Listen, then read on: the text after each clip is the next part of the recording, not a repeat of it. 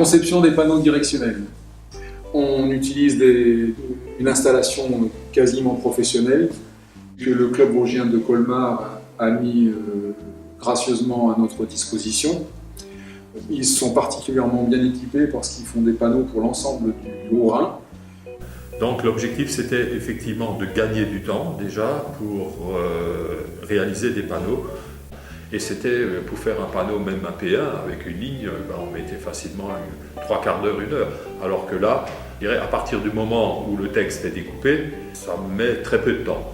Leur poste de travail comprend un ordinateur avec un logiciel adapté sur lequel on dessine les signes. Ça comprend une machine à lettrage. La machine qu'on voulait, c'était une machine qui permettait effectivement de faire du découpage. Et on a opté pour une machine qui était la plus petite en découpe, c'était celle qui faisait 63 cm de large. Bon, alors le processus et le principe, c'est comme un traitement de texte. On saisit le texte, on le met en forme, on choisit le taux de compression, c'est-à-dire on peut, le même mot, on peut l'allonger comme on peut le compresser en fonction de sa dimension. Donc là, tout a été compressé. Ouais.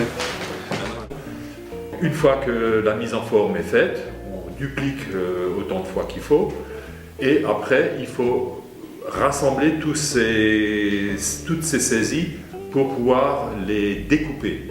La découpe en elle-même se fait par une machine.